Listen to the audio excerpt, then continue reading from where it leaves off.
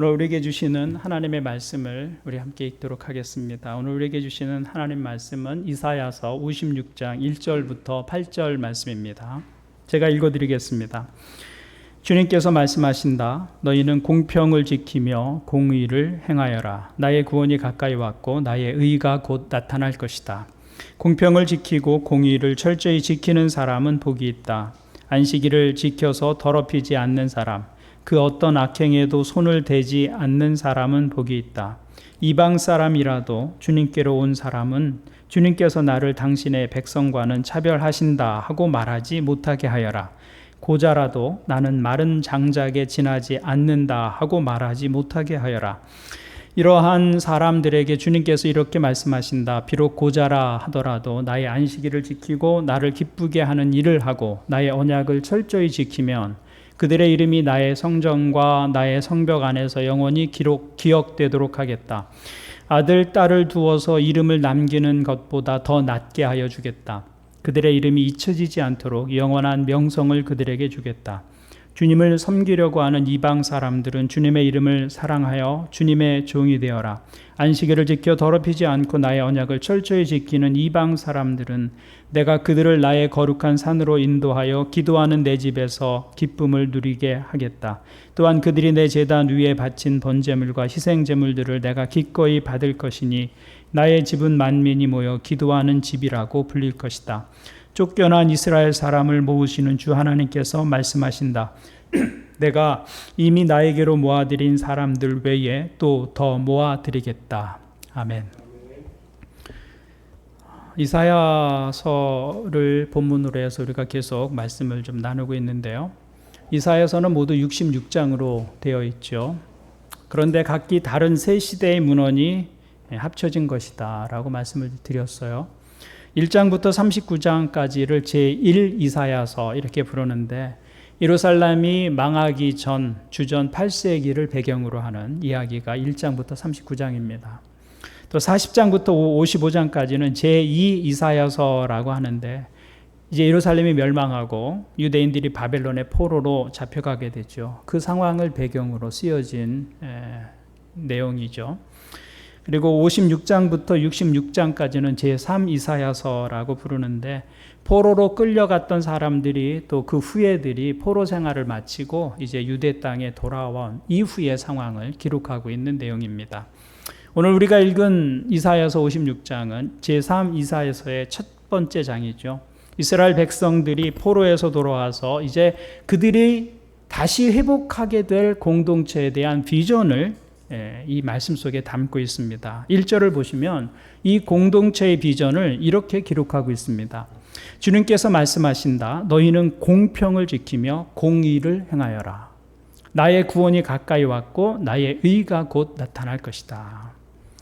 돌아온 예루살렘은 폐허였습니다. 성전은 무너져 있었고 성벽도 허물어져 있었어요. 그래서 그 도시는 안전을 담보할 수 없는 곳이었습니다. 그런 곳에 돌아와서 무너진 도시를 다시 재건하고 공동체를 세우는 일은 결코 쉬운 일이 아니었습니다. 모든 것을 하나하나 새롭게 시작해야 하는 상황인 것이죠. 하나님은 돌아온 사람들이 예루살렘을 재건하고 새로운 공동체를 세울 때 가장 중요한 기초로서 두 가지를 말씀하고 있는 것입니다. 그것은 공평과 공의라는 것이었어요. 너희는 공평을 지키며 공의를 행하여라. 공평과 공의가 다시 세워질 신앙 공동체의 기초가 되게 하라라는 말씀입니다.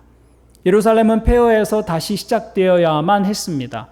그 땅은 마치 주인이 없는 무주공산과 같았어요.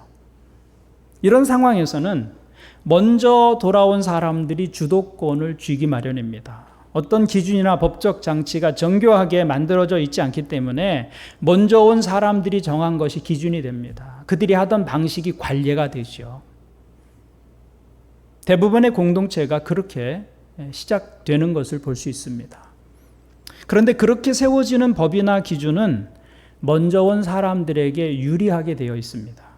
나중에 오는 사람들을 배려하기보다는 먼저 온 사람들 중심으로 그 사회가 만들어질 수밖에 없다는 것이죠. 그런 사회에서는 기회가 공평하게 주어지지 않습니다. 힘센 사람이 유리하고 먼저 와서 자리 잡은 사람들에게 유리합니다. 그런데 하나님은 그런 가능성이 농후한 공동체를 향해서 공평과 공의를 말씀하시는 겁니다. 그것이 하나님이 세우시기를 원하시는 공동체의 모습이다라는 것이죠. 여기 공평이라고 하는 것은 법 앞에서 평등한 것을 말합니다.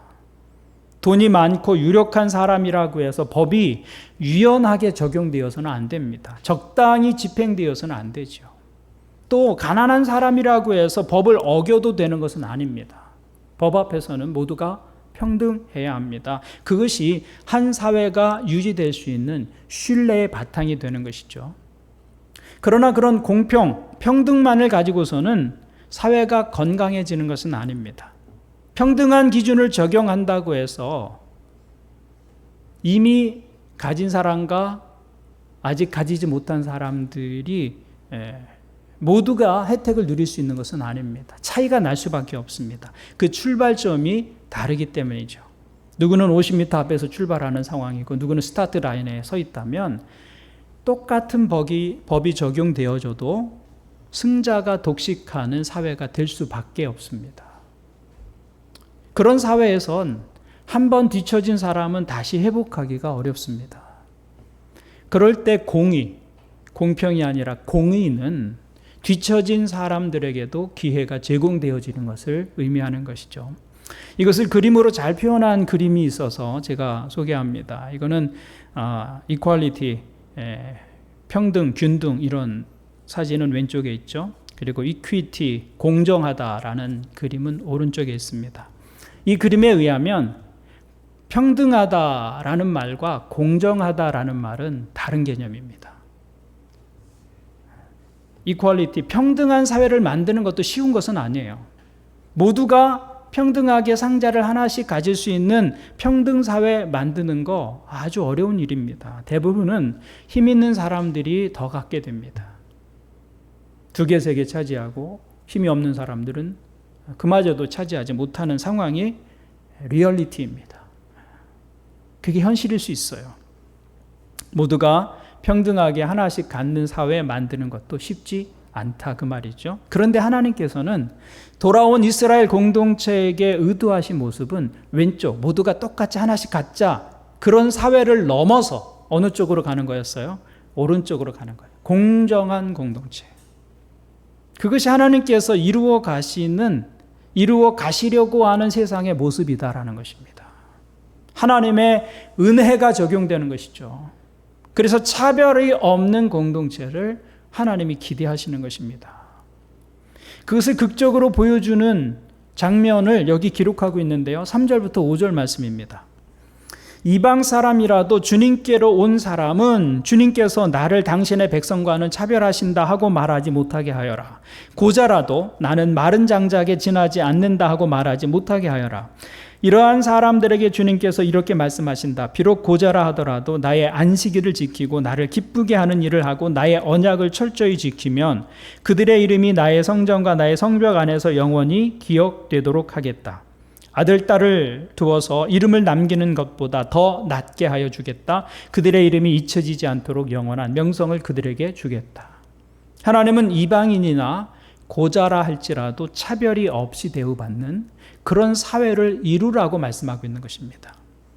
하나님이 이루어 가시는 세상에 두드러진 특징은 차별 없음입니다. 차별 없음. 그것이 하나님 나라의 특징이고 우리가 가진 복음의 특징입니다. 왜냐하면 구원은 하나님께서 품을 수 없는 죄인들을 품으신 사건이기 때문입니다. 하나님은 죄인을 차별하지 않으셨어요. 그 하나님 안에 있는 성품이에요. 공의로우신 하나님 앞에서 죄인은 차별을 당해도 할 말이 없습니다. 그런데 하나님은 죄인을 혐오하거나 배제하거나 차별하지 않으셨어요. 오히려 그 죄인들을 당신의 품에 안으셨습니다. 죄인을 품에 안기 위해서 하나님이 하신 일이 무엇입니까? 당신이 정말 사랑하시는 아들 예수 그리스도를 그 품에서 내어 버리신 것입니다. 하나님은 우리를 품기 위해서 하나님의 아들은 역사상 가장 큰 역차별을 당하신 것이죠. 그렇게 해서 이루신 것이 우리의 구원입니다. 그래서 하나님의 구원과 그것을 담고 있는 복음의 특징은 차별이 없다는 것입니다. 이방인과 유대인의 차별이 없습니다. 남자와 여자의 차별이 없습니다. 그래서 구약 곳곳에서 하나님은 이방인을 차별 없이 대하시는 모습으로 나타납니다. 그것이 하나님의 이름으로 모이는 공동체에 하나님이 가지신 기대였다라는 것이죠. 그래서 그 교회를 향한 하나님의 계획은 분명하다는 거예요. 7절을 보십시오. 나의 집은 만민이 모여 기도하는 집이라고 불릴 것이다. 유대인들만의 집이 아니라 만민이 모여 기도하는 집이라고 불릴 것이다. 이게 교회를 향한 하나님의 비전이에요. 이 말씀은 예수님께서 성전을 청결케 하신 후에 매매하는 자들, 장사하는 자들 다 내쫓으신 후에 하신 말씀으로 유명합니다. 그런데 원래 이 말씀은 이사야서에 기록된 말씀이에요. 포로에서 돌아온 귀한 공동체를 향해서 하나님께서 주신 말씀이에요. 그 공동체는 유대인들만의 공동체가 아니라 만민의 공동체가 되어야 한다. 언어와 피부색을, 성별을 넘어서 모두가 차별 없이 하나님을 아버지라고 부르며 하나님께 공정하게 나아갈 수 있는 그런 공동체를 말씀하신 것입니다. 그리고 그 말씀이 예수 그리스도를 통해서 교회를 향한 하나님의 비전으로 확대되고 이어지는 거예요. 그래서 기독교는 가장 넓은 품을 가진 종교여야 하는 것이죠. 그리스도인은 가장 넓은 가슴을 가진 사람들이어야 한다라는 말씀입니다. 나의 집은 만민이 모여 기도하는 집이라 불릴 것이다. 하나님의 교회는 그러해야 한다라고 말씀하고 있는 것이죠. 그런데 이 말씀 그대로 초대교회 때 복음이 정말 이 말씀 그대로 성취되는 모습으로 나타났다 그 말입니다. 이방 사람이라도 주님께로 돌아온 사람은 주님께서 우리를 당신의 백성과 차별하신다 말하지 못하게 하여라. 고자라 할지라도 그들의 이름이 나의 성전에 영원히 기록되도록 하겠다. 놀라운 선언이죠. 고자는 생식 능력을 잃은 사람입니다. 그래서 이 사람들의 이름은 족보에서 잊혀지게 됩니다. 가문이 거기서 끝나는 거예요. 시간이 지나면 족보엔 사라진 이름이 되고 맙니다. 그래서 당시 고자는 저주받은 사람으로 취급받았습니다. 그런데 하나님은 그들의 이름이 나의 성전에서 영원히 기억되도록 하겠다. 그렇게 말씀합니다. 우리가 지난주에 하나님께서 우리의 이름을 손바닥에 새기신다라는 말씀을 생각해 보았는데 거기에 이방인도 장애인도 고자도 차별이 없다고 말씀하고 있는 것이죠. 그리고 이 이사야 선지자를 통해서 하신 말씀이 문자 그대로 초대교회에서 성취되었던 것을 볼 수 있습니다. 어디서 볼 수 있을까요? 사도행전 8장에서 볼 수 있습니다. 사도행전 8장을 보면 7 집사 가운데 한 사람인 빌립이 광야로 가서 한 사람을 만납니다. 그 사람 누구였어요? 에티오피아의 여왕을 섬기고 있는 넷이었습니다. 빌립이 그 사람을 만났을 때 그 넷이가 읽고 있던 성경이 마침 이사야서였어요. 그래서 빌립이 그 사람의 병거에 올라타서 이사야서에서 말씀하고 있는 그 고난받는 종이 누구인지 거기서부터 시작해서 예수 그리스도가 바로 그분이시다 라는 복음을 전합니다. 이 빌립이 전하는 복음을 들은 넷이가 그 자리에서 있음을 영접하지요. 그리고 가다 보니까 물이 있어요. 그러자 이 넷이가 무엇이라고 말합니까? 사도행전 8장 36절을 보면 이렇게 말합니다. 그들이 길을 가다가 물이 있는 곳에 이르니 넷이가 말하였다. 보십시오. 여기에 물이 있습니다. 내가 침례를 받는데 무슨 거리낌이 되는 것이라도 있습니까? 빌립은 마차를 세우게 하고 넷이와 함께 물로 내려가서 그에게 침례를 주었다. 이 넷이는 복음을 듣고 나서 이렇게 말합니다. 여기 물이 있습니다. 내가 침례를 받는데 무슨 거리낌이 되는 것이라도 있습니까? 이 말씀은 굉장히 깊은 뜻을 함축하고 있는 문장입니다. 넷이는 내가 침례를 받는데 무슨 거리낌이 되는 것이 있습니까? 이렇게 물었는데 이 거리낌이라는 단어가 넷이에게는 아주 큰 의미가 있는 단어였어요. 왜냐하면 본래 이 넷이는 하나님의 백성이 되는데 거리낄 것이 많은 사람이었기 때문입니다. 사도행전 8장 27절을 보면 이 넷이가 무엇하러 예루살렘을 다녀가느냐 하면 이렇게 기록하고 있습니다. 빌립은 일어나서 가다가 마침 에티오피아 사람 하나를 만났다. 그는 에티오피아 여왕 간다게의 고관으로 그 여왕의 모든 재정을 관리하는 넷이었다. 그는 예배하러 예루살렘에 왔다가 돌아가는 길에 마차에 앉아서 예언자 이사야의 글을 읽고 있었다. 성경은 이 4시가 무엇하러 예루살렘에 올라왔다 가는 중이라고 말씀하고 있습니까?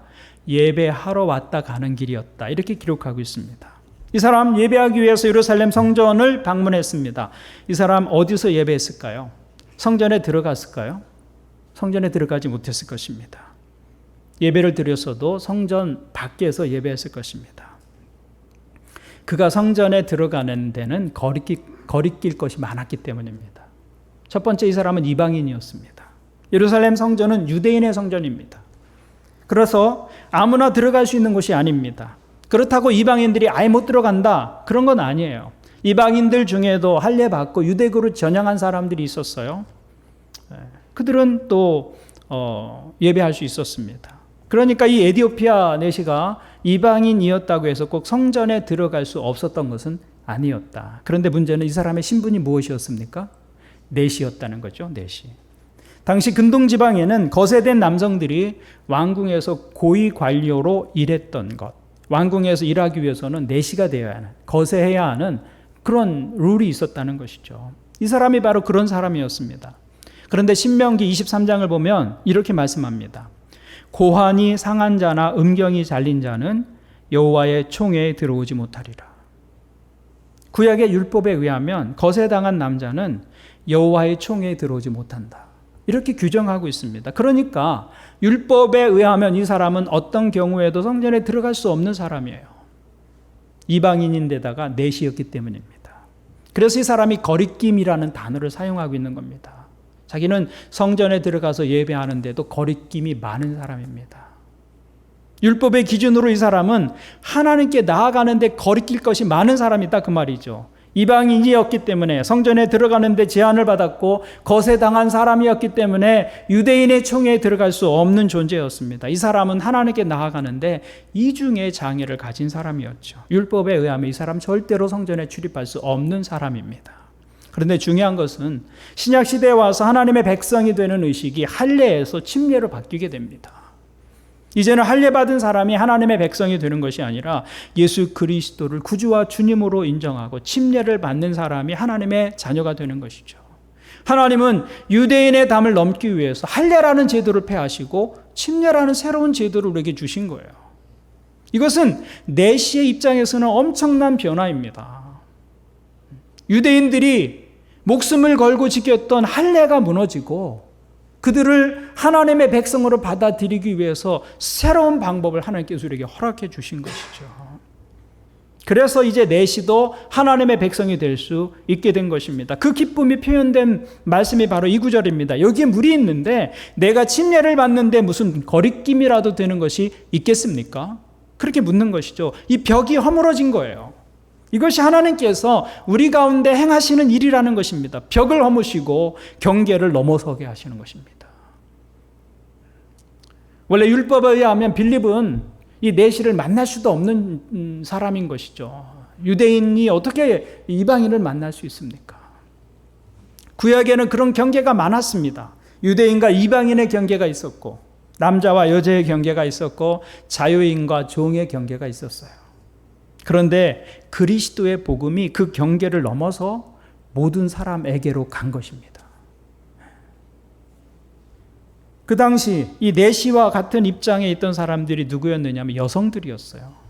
당시 율법 아래에서 여성들도 거리낄 것이 많은 사람들이었습니다.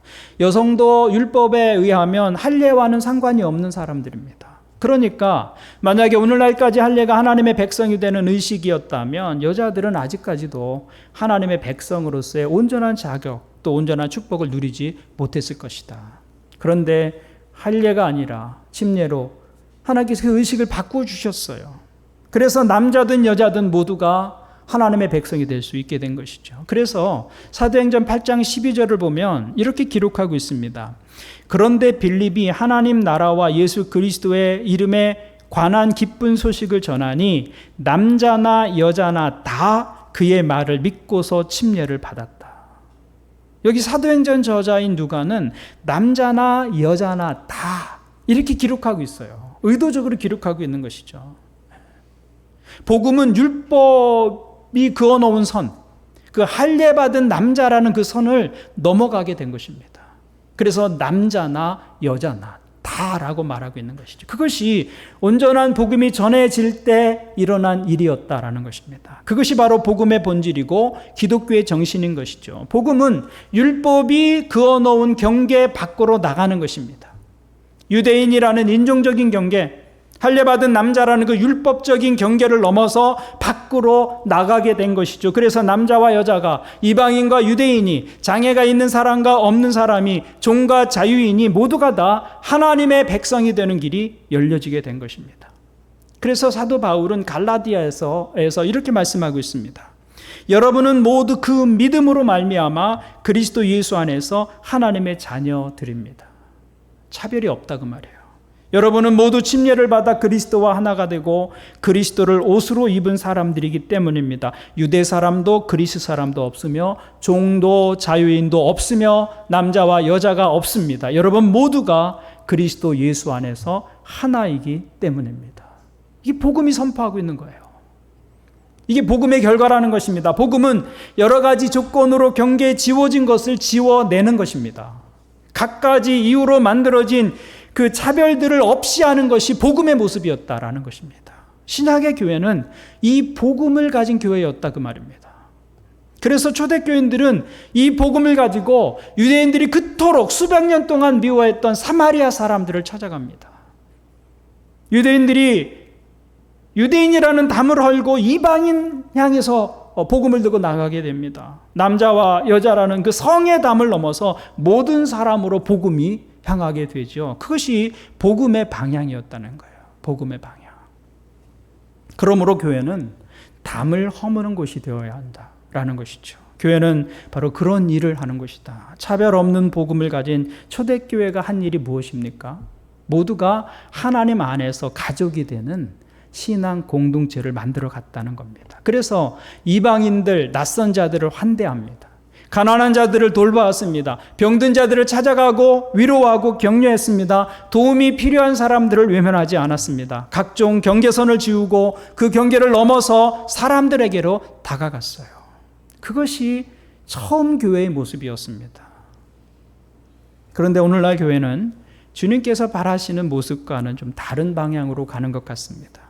교회 안에 있으면서도 아직도 담을 가지고 있는 사람들이 많습니다. 지역 감정의 담은 아직도 교회 안에 있어요. 정치적인 담은 더 견고합니다. 보수와 진보가 교회 안에서 하나 되지 못합니다. 정치색이 드러나는 순간 교회는 분열되고 말아요.